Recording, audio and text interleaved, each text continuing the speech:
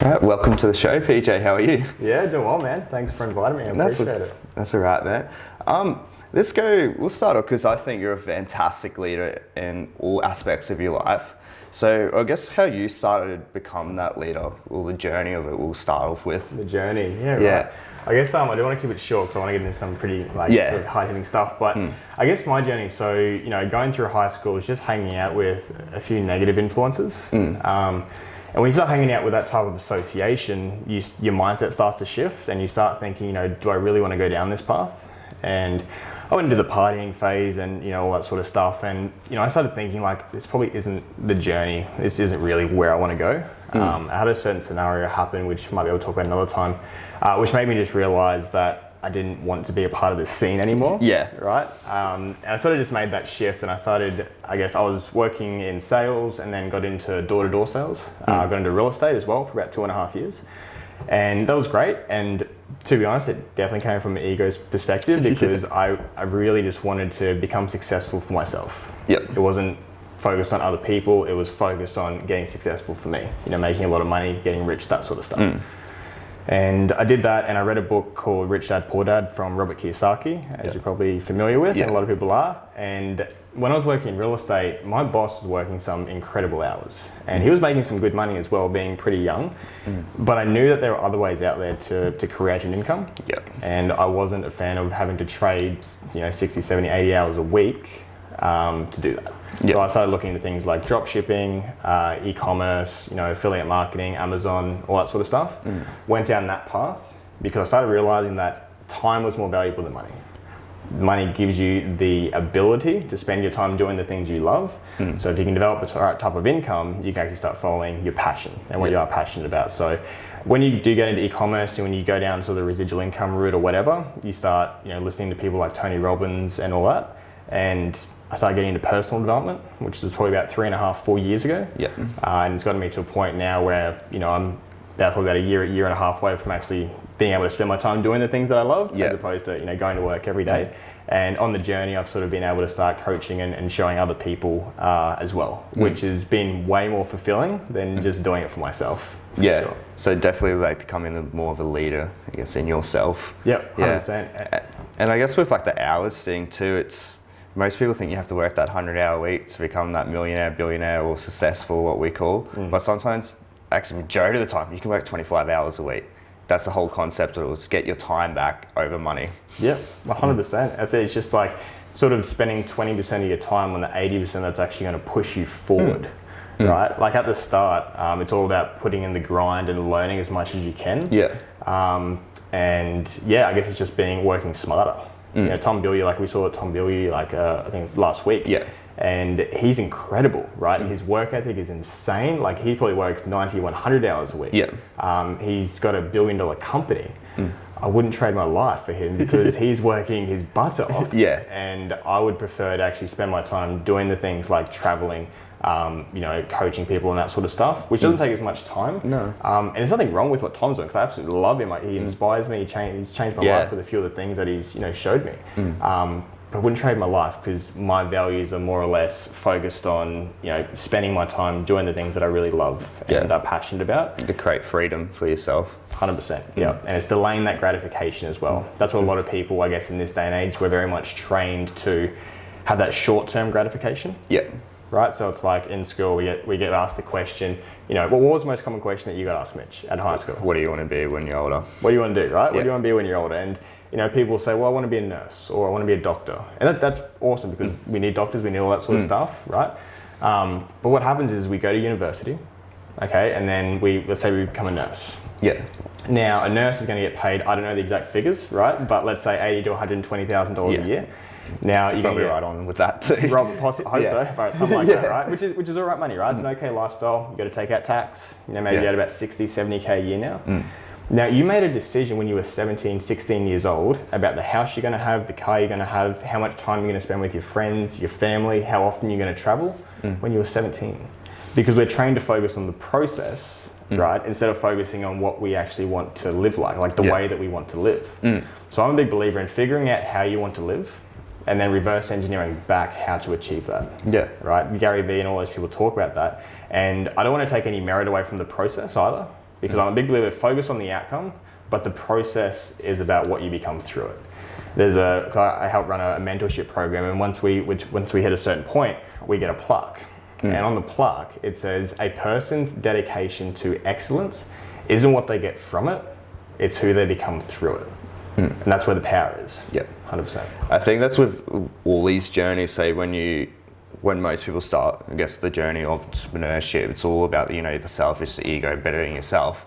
But the main thing they came like at the end of it is who they come as a person, which most people forget about. It's like about how much you grow as a person, opposed and how much money you make. Yeah, it's about growth. And I guess that's with any spiritual journey or any type of journey, whatever you want to name it. It's about the growth in yourself and becoming a better person and being able to pass that on to other people so they can do it quicker than what you did. Exactly. Like that's it. Like John C. Maxwell always talks about leadership. He's written over 100 books on this topic. So he knows a thing or two. But his biggest thing is that leadership is influence. And the way to create influence isn't to try and change other people. It's about changing yourself. And setting the example so that people will actually want to follow you. But there's a couple of steps to leadership, and I'm not going to go into it, but one of the steps is actually being a leader that develops other leaders. That's where you start to make way more of an impact. But it takes time. You first got to learn how to lead yourself. It's like with Jordan Peterson's book, 12 Rules of Life. Like the first thing you start with is cleaning your room. Exactly. 100%. How you do anything is how you do everything. And I hate that quote so much, right? It's so true. I hate it. Because it's like I half-ass a lot of things too, because anything I'm not interested in, I kind of shut down straight away too. And it's like stuff I'm really interested in, I go 100% in, but I would be able to take it in every aspect of my life instead of just doing, say, one or two things. 100%, because like I hate making my bed. Right? So it's like I've got to do everything with excellence. But I'm like, I'll just do the doona. Just shake it a little bit. It looks good. It's fine. We'll keep moving on. And it's like, no, it's like have the self-discipline to do everything with excellence, because then you're training your mind to do everything with bloody excellence, right? So that you're going to get results quicker. You're going to be able to make an impact better because you're doing everything to your utmost capacity. So what would your definition, like would you create a good mindset? You want to change the input. So the whole thing about creating a different mindset is because during high school, and depending sort of where you're at, we get trained to have a certain type of mindset, which is usually a short-term gratification mindset. And mindset is a very broad topic. It's very broad. But if you want to start having more of a positive mindset, or Carol Dweck in the book Mindset, it's a great book to start with, talks about having a growth mindset. So understanding that you can always get better if you choose to get better. Make sense? So I guess when it comes to improving it, you want to change the input. And the input can be hanging out with different people. If you've got negative associations like I did, it's sometimes about limiting the time that you spend with them. Sometimes it's family. Right? And that I don't believe you should ever snip your family out of your life, because they're there for you when you need them most, and you should be there for them as well. But if they're having a negative influence on you, I believe you need to limit that time. Friends, if they're having a negative influence and they're helping you to really like do drugs or alcohol, or they're not having that positive influence, right? Maybe it's time to do a bit of a have a look at your surroundings and do a bit of an audit. What input is coming into your life from your associations? Sometimes you got to snip those out. I think you've done that as well. We haven't chatted about it before. It's like the biggest thing I had to do is realizing what friends to hang around and what not to hang around. And it's like, it's a big hard thing because some of those friends have done everything for you. And you're like, well, you're having such a negative impact now, but you've done so great when I was here. But like you do want to take them up on the journey, but you've got to realize they're not ready to. 100%. And it's hard, man. It's one of the hardest things about the entrepreneurship journey. It's like sometimes you want it more for them than they want it for themselves. The old saying is like, you can lead a horse to water, but you can't force it to drink. Because you start getting like annoyed or pissed off with yourself because you can't take them along the journey, and you're like, why aren't you coming with me? It's 100%. Like, this is great. Look how gets fulfilled I'm feeling, or how much better I am coming as a person, supposed than what I was. But they don't see that. They see the negative traits, the work into it. And it comes back to like leadership. It's like your friends might be looking at you and they think, oh, well, that thing's not going to work, or whatever they're saying. But then you start to get results.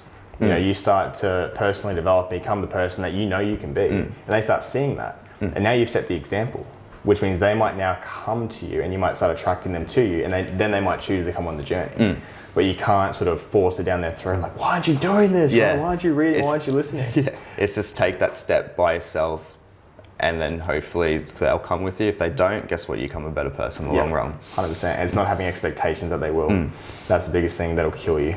It's like if you expect your friends and family to come once you get results, it's going to destroy you. Because you probably won't even take action if you're having that expectations in the first place. Yes, talking about action, because everyone's biggest problem is procrastination. What would you would say would be the steps to help break that cycle? Yeah, I guess one of the things is actually figuring out why you procrastinate. Like, what reasons are there for you to procrastinate? Is it your emotions get a little bit out of control? Yep. You just feel lazy. You don't know why you're doing the thing in the first place. Netflix is way cooler than going for a run, right? Even though you know the run is way better than Netflix in the long run. And that's why I love the way that I've become, because I can't sit down and watch Netflix anymore. I go to sleep. Like, I need to, like, that's the time I rest. So then my body's like, all right, it's time to go to sleep and rest out. Yeah, definitely.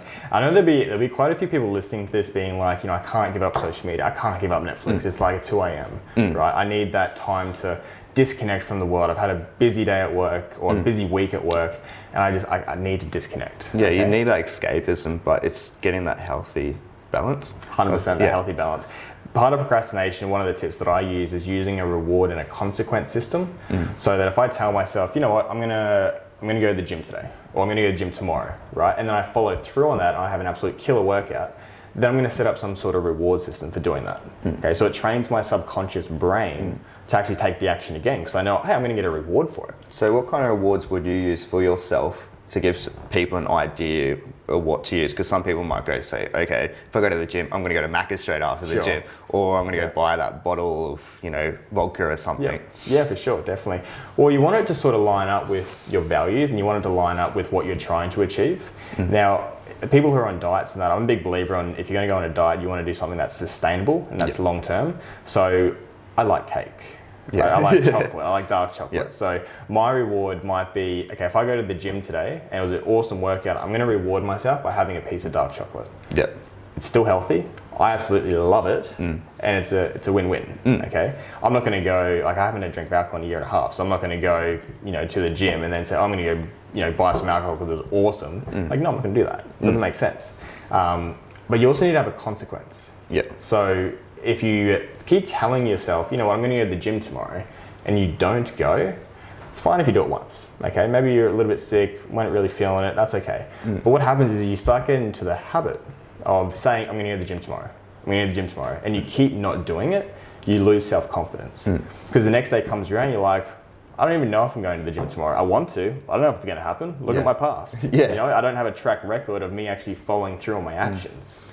So it's about actually it's actually about, following through on the actions and avoiding that procrastination. Say, like, with going for the gym as examples, like, how would you say to get someone, I want to say motivation, because I don't overly like the term, but how would you say to get someone when they're feeling like crap to go to the gym for the first time? Find a gym partner. Find accountability. Accountability.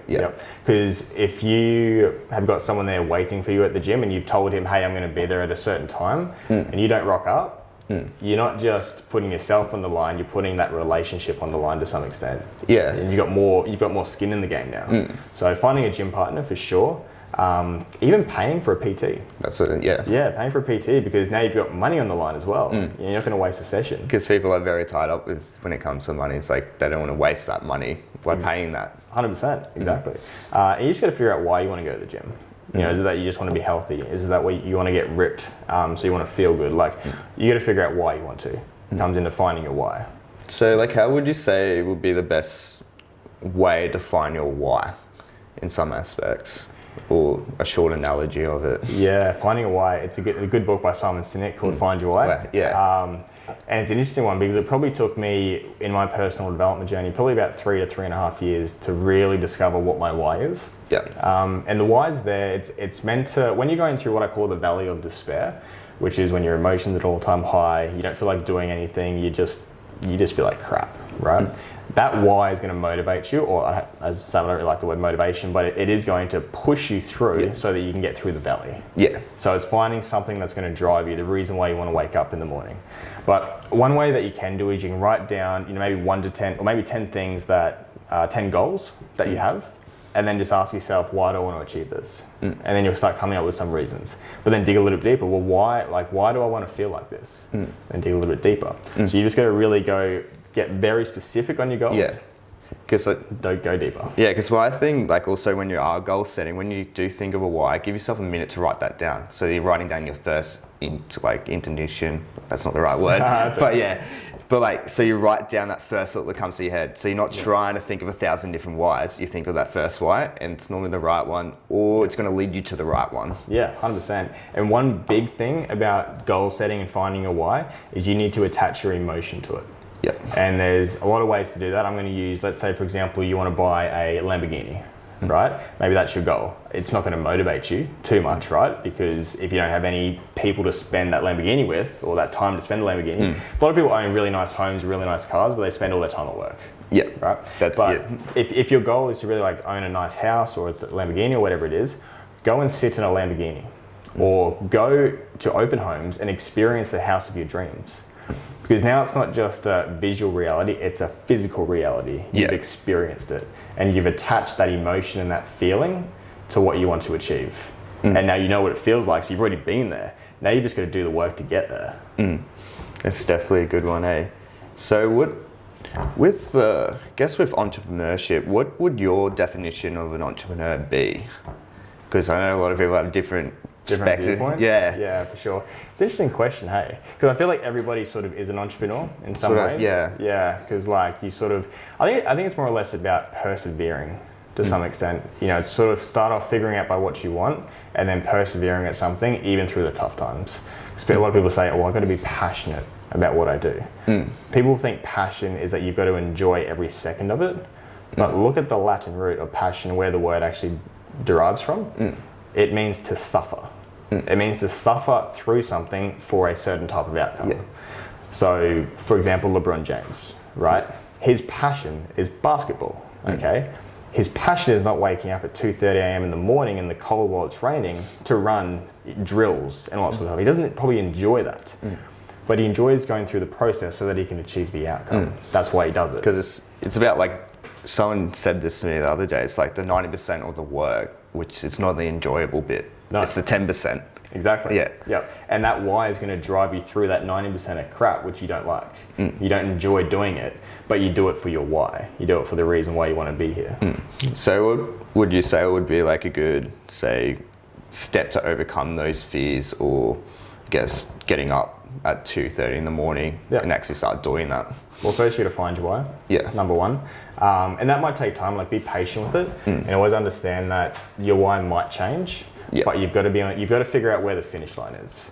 The finish line might move from place to place, but you've got to have some sort of path that you're going to go on. Now, instead of saying it before, if you want to go to Cairns, but you're on a plane going to Melbourne, right? And if anyone's listening overseas, that's basically going north and expecting to go south, right? So, or the other way around, whatever. So it's if you want to go to Cairns and you're on a plane going to Melbourne, it doesn't matter how much you meditate. It doesn't matter how much you believe in the law of attraction. You're going to Melbourne, right? So it's about making sure that you have an idea of where you want to go, and then just start taking action and going for it. Because the only way, fear is false evidence appearing real. It's not actually real, right? Because as soon as you take action on it, you look back and you think, wow, it wasn't even that bad. Yeah. Example, this podcast that I'm doing now is something which was a fear, right? But I didn't let that fear overcome me. Okay, I decided to take action on it. Yeah. And when I'm driving home, I'm going to be thinking to myself, was it a good idea? Was I able to add value to the podcast? Will I do it again? And I'll learn from it. But it was a fear. Yeah. Right? No, that's the same thing. I get anxiety or I get fearful before I'm doing a podcast. And the thing I train myself is how much beneficial this is going to be for me. And another tactic I use is this is exciting instead of being nervous. Training your mind thinking the opposite to what you are, because most of the feelings are kind of the same. Literally it's just in line. Yeah. It's your heart rate goes faster, you get clammy hands. It's the exact same as nervousness, but it's also the same as excitement. Yeah. 100%. Mel Robbins talks a lot about that actually. Yeah. The 5-second rule. That's sweet. So what would your perspective be on law of attraction? Law of attraction. It's actually not something that I have that much knowledge about. Yeah. I'm a big believer in that if I don't have enough knowledge or information on something, I don't think I deserve to have an opinion on the topic. I've read books like The Secret. I've read a lot of things from Dr. Joe Dispenza. Yeah. From my understanding, which isn't very much, I believe that it's not about what you think, it's about what you feel. Yeah. And what you feel you attract into your life. Yeah. So if you want to attract a certain type of, Dr. Joe Dispenza, I read this the other day, it's all about having, being on the same frequency as your future. So that if you can be on the same frequency as your future, you will attract your future to you. Yeah. I'm a big believer in that. But that's my opinion, and it's not based on much information. So definitely do your own research. Yeah. I guess we'll go over like, what would your template be, or like say 5 things to do for someone that's looking at starting out and taking that step off the couch? Good question. It's a really good question. I think number 1 would be to come up with a personal development plan, first off. And basically a personal development plan is literally writing out what your strengths are and what your weaknesses are. Maybe it's communication are your strengths, being around people is your strengths, but your weaknesses is I'm terrible with self-discipline, I'm terrible with time management. Yeah. And then I'd write down a list. And if you don't have a coach or mentor, I would just do it personally, and then do research. First off, prioritize which weaknesses are holding you back the most. You don't need to turn your weaknesses into full-blown strengths. You just need to get rid of the anchor. Yeah. Because your weaknesses will hold you back. So you just need to get it to a point so that you're mediocre then. They're not as much a weakness anymore.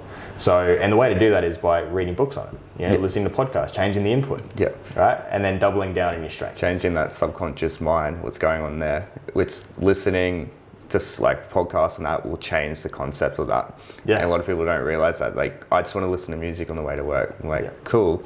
But if you just put a podcast in the background, your mind will start thinking way differently. Exactly, that's it. And that's what entrepreneurship is. It's just thinking differently. Yeah. You go back to your question about what is entrepreneurship. It's just a thought. Like it's just thinking differently to what everyone else thinks. Yeah. It's literally the biggest difference. Yeah. Like Robert Kiyosaki talks about cash flow quadrants. Talking about like from being an employee or self-employed to being an investor.